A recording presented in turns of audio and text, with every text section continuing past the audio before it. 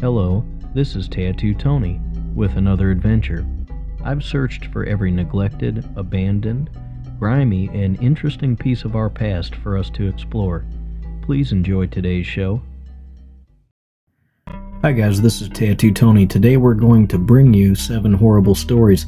There's a comment here on your screen on one of my videos where we were exploring an abandoned hospital and found human organs in a hallway, and it was near the morgue where they were doing medical examinations.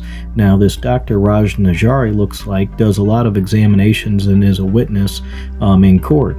Right around the corner, this seal was on the door that said County of St. Clair, State of Illinois. And coming up in the next slide, you're going to see a board that has a doctor's name written on it and a case number, and I believe this doctor had been traveling here. Now I went and looked online and found a bunch of stories of just crazy, horrendous, grisly and gruesome crimes that this doctor had done the medical examinations of the bodies and was an expert witness. Here's a little snippet from the original video. It says, to St. Joseph's Hospital, Dan Coleman needs to fix cut on Tuesday. Dr. Towers already grossly described it. This is a freaking biohazard. Hey, it's the morgue. Any bodies brought to the morgue that have been found for 24 hours after death or show signs of bloating are to be placed in body bags due to risk of bloodborne pathogen exposures during transport into the building and in the morgue per infection prevention department. Thank you for being conscious of everyone's safety. Look, dude, here's the thing with it.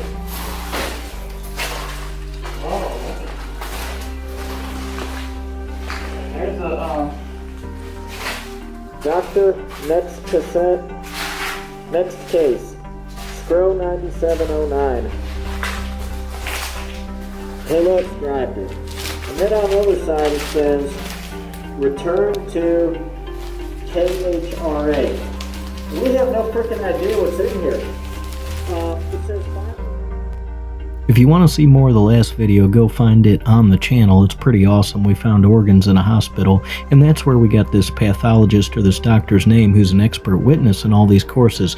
This gentleman on the screen murdered his 5-month-old son and gave the police several accounts of why or how the child had died. One included that he was a star football player and was trying to turn the 5-month-old into a better athlete, and so was exercising him too vigorously, and that the air conditioner unit in his home had went out and the child had overheated and passed away. Now it was a ridiculous story. Our Dr. Raj Najari, I believe, found blows and wounds all over the child's body, and they also found evidence that this man had tampered with the air conditioner at his home. They said he showed little to no remorse and broke out in song at his 2000 trial, and just kind of bizarre. And there was a group that advocated for his release from prison and said that he did not have an adequate legal defense at the time. In either case, none of the experts believed him. The expert medical testimony showed that he was guilty, and the governor of the state of Illinois allowed him or granted him a release after 20 years of his 40-year sentence for murdering a 5-month-old child. So you can look that one up and find more information if you like. The next guy's a real creep as well. We're on to case number 2, and in 2012 there was a child named Jasheen who was in the care of this man Holman, who was the child's mother's boyfriend. The grandmother came home and found him covered in bruises and not breathing. He was later pronounced dead at Gateway Medical Regional Center in Granite City, and the coroner later determined that more than 50 wounds had been inflicted on the toddler. Photos of the child's injuries were presented to the jury on the first day of the trial, showing bruises and scrapes all over the child's face, shoulders, and back, and extensive bruising on his buttocks from his lower back down to his thighs. One juror actually fainted upon seeing the photos and was replaced by an alternate.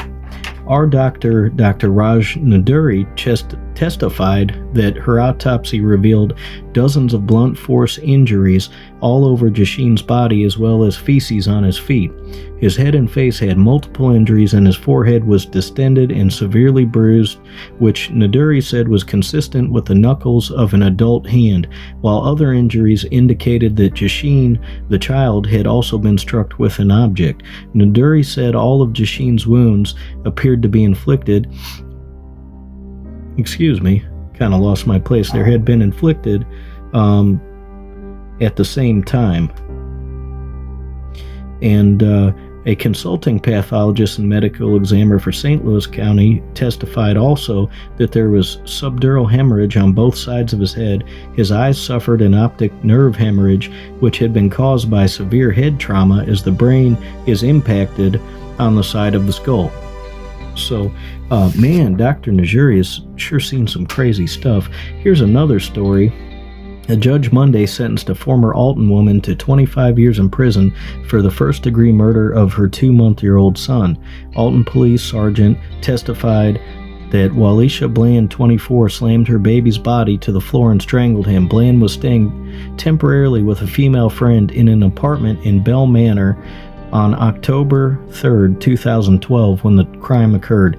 Bland, on December 29, 2016, pled guilty to the murder of the then 8-week-old Jace Gillespie. And the circuit judge Kyle Knapp said shortly after the death, Bland told police she did not know how the baby died, but once the autopsy indicated a fractured skull and a severed neck injury, she admitted what she had done. The baby was born prematurely and was with Bland for only about a month. She said that on the night of the murder, the baby was crying, so Bland took her upstairs to the bathroom where she tossed the child to the floor, then strangled him until he showed no signs of distress. The pathologist, Dr. Raj Naduri, also discovered a healing previous skull fracture. O'Neill testified that police responded to an Alton hospital after someone dialed 911 shortly after 9 a.m. October 4th. Several people submitted letters on behalf of Bland, but there were no letters in support of the child Jace. Nobody speaks for him, and it's heartbreaking.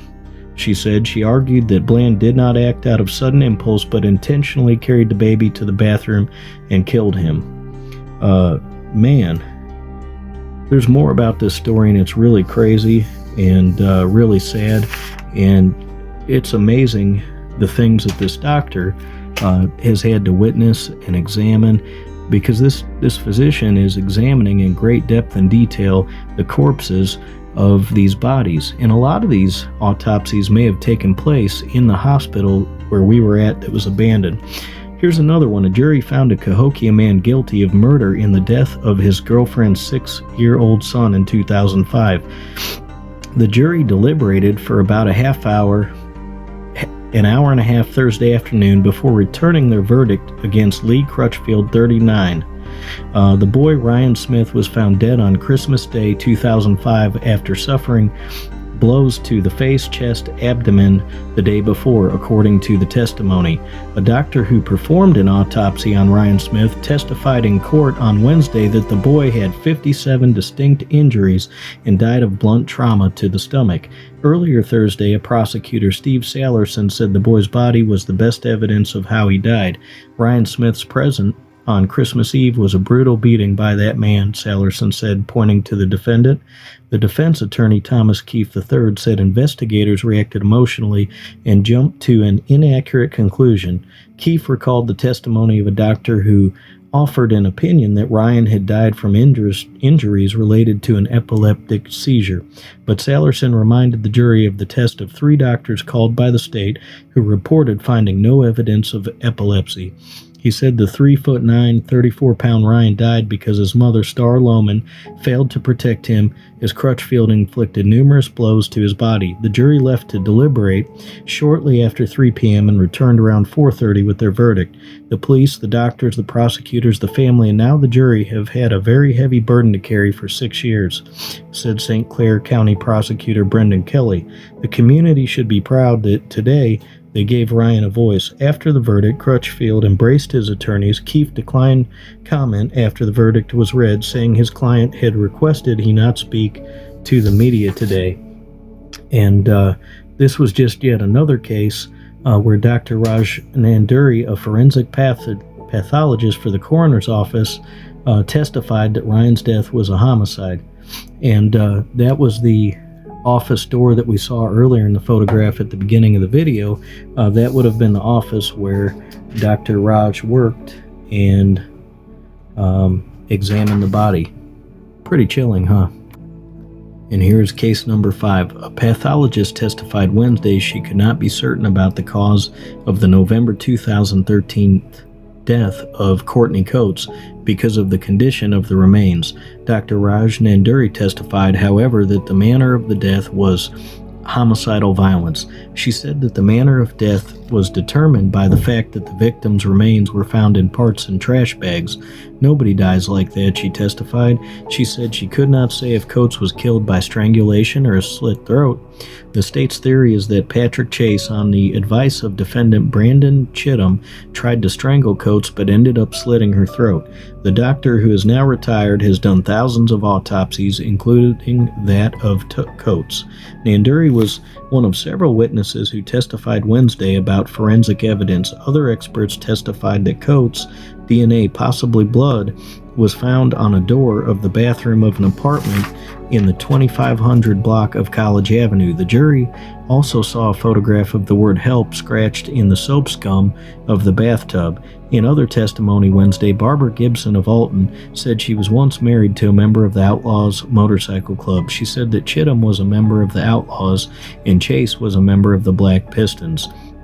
She said she was like a mother to Chittum, Chase, and Coates.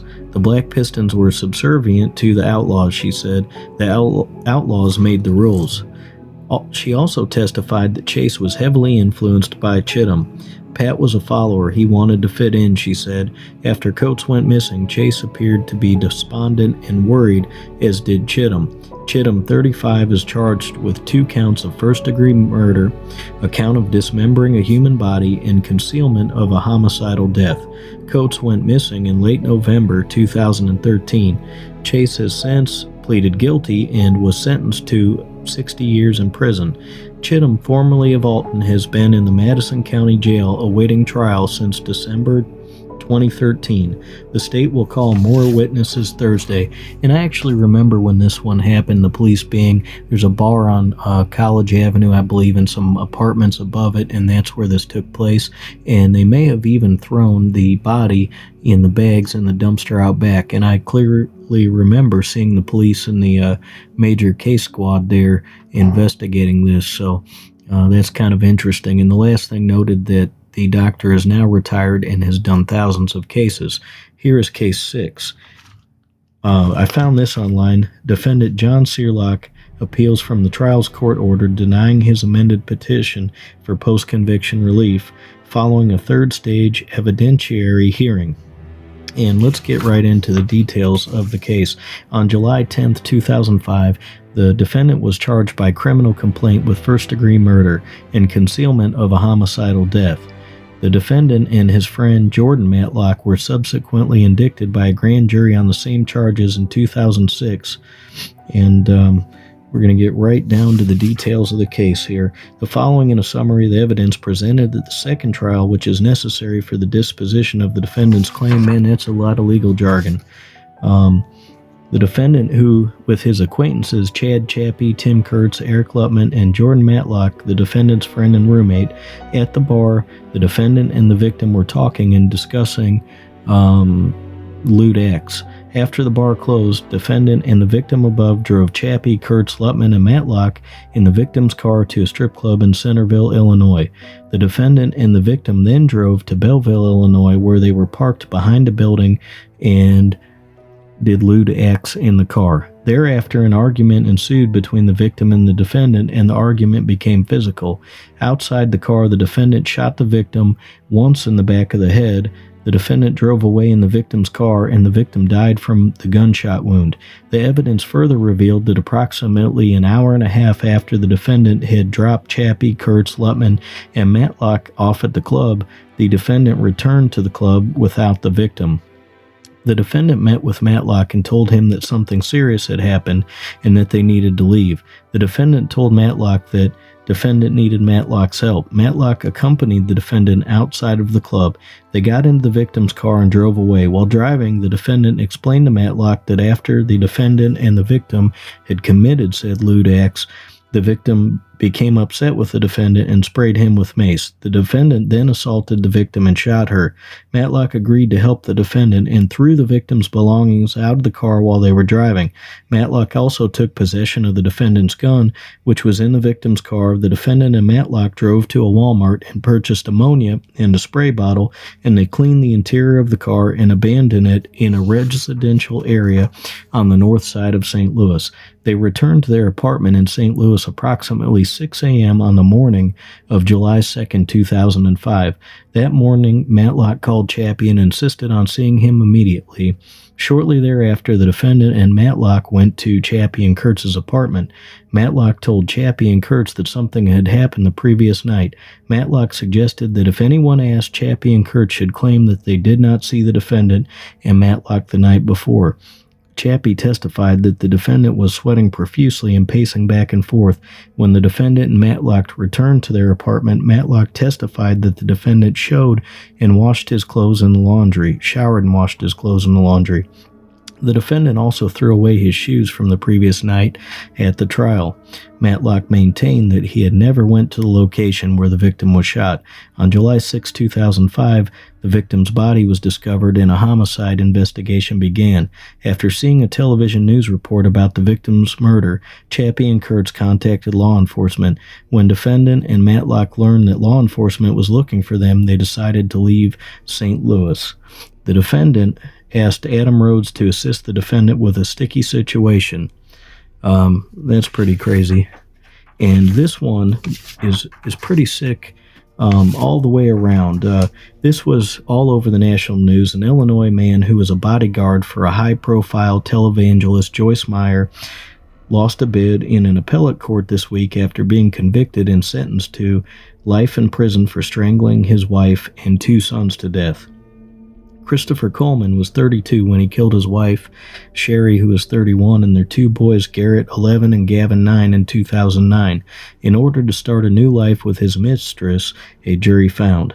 Prosecutors argued that in 2011, at the trial, that Coleman feared he would lose his $100,000 a year job as part of the personal security detail for a multimillionaire Pentecostal preacher, Meyer, who travels the world delivering evangelical lectures if his affair were to become public.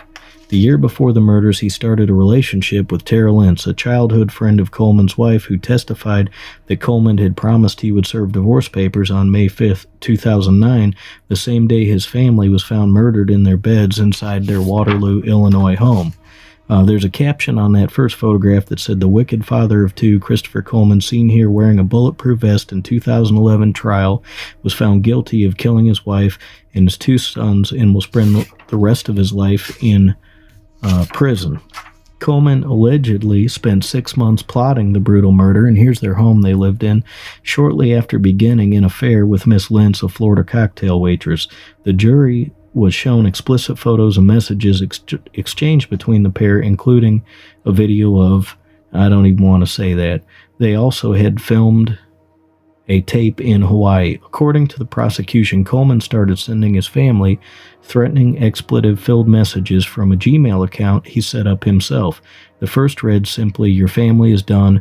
They continued with, "Tell Joyce to stop preaching or your family will die, and I will kill them as they all sleep."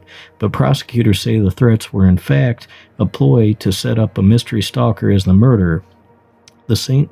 Louis Post-Dispatch reported at the time of the trial. Now, here's a photograph of the minister he worked for. You could actually go online and find a lot of crazy information about her as well, and all the people who gave her all their money and ended up broke living in trailers. There's some real sad documentaries about followers of this minister.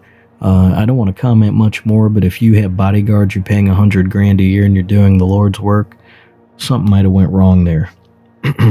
The day before the killings, though, of the murder, Coleman said he wasn't feeling well and was given the day off by Meyer, who said was unusual behavior for her employee. The next day, May 5th, 2009, Coleman left his comfortable suburban house in Waterloo to go to the gym at 5:43 a.m. After his workout, he said he called home and was worried when no one answered, so he rang a neighbor, police officer Justin Barlow, to check on his family. Officer Jason Donjon, who entered the house with Mr. Barlow, testified last week they found the house was covered in threatening messages daubed in red paint. The graffiti read, "I am watching, punished, and you have paid." Then they discovered the bodies of Mrs. Coleman and her two sons killed in separate bedrooms. Miss Coleman was left naked in the bed, strangled with a ligature. Her eldest son, Garrett, was curled up in the bed with spray paint on his sheets. Finally, the youngest, Gavin, was seen lying face down with his limbs dangling to either side of his bed and the swear words daubed on his covers. Later, pathologist Dr. Raj Nanduri, who performed the autopsy, said it was likely the victims were strangled between 3 a.m. and 5 a.m. before Coleman left for the gym. Police also said they found a word documented on Coleman's computer that had details about Lentz, including her ring size and even the name of their future child, Zoe. Coleman pleaded not guilty to all charges. He has never admitted to having anything to do with the murders. He was found guilty of 3 charges of first-degree murder in 2011. However, his defense argued that a judge wrongly allowed hearsay testimony about his failing marriage. Coleman also questioned testimony about the victim's death, time of death, and prosecutors' use of forensic linguists and of sexually provocative photos and videos of Coleman's mistress. The Mount Vernon-based 5th District Appellate Court issued a ruling Wednesday that found circumstantial evidence presented at Christopher Coleman's Monroe County trial was overwhelming. He will spend the rest of his life in prison. And if none of those stories were scary enough, they pretty much were. They were horrible, and I don't mean to make light of them. But this lady on the screen right here, she's scary too. You might want to go look that up. But in any case, this doctor, once again, it was a name written on the board in the St. Clair County office in the basement of the abandoned hospital where Andrew and I found leftover human organs that were being examined by medical examiners. And one of my viewers noticed the name and said, wow, this doctor's seen a lot of things. So I looked it up, and these were just some of the articles that you can find where this doctor has done examinations and was a witness in the trial. So anyways, I hope you enjoyed this video. It's not my normal thing, but if you did enjoy it, please like, subscribe, share, leave a comment, maybe share the video. I appreciate each and every one of you that watches the videos, and thank you to the subscriber who left the comment that gave me the idea to do this video, because I was looking for something to do today. So thanks a lot. Have a great day. Thanks for watching, and I'll catch you next time.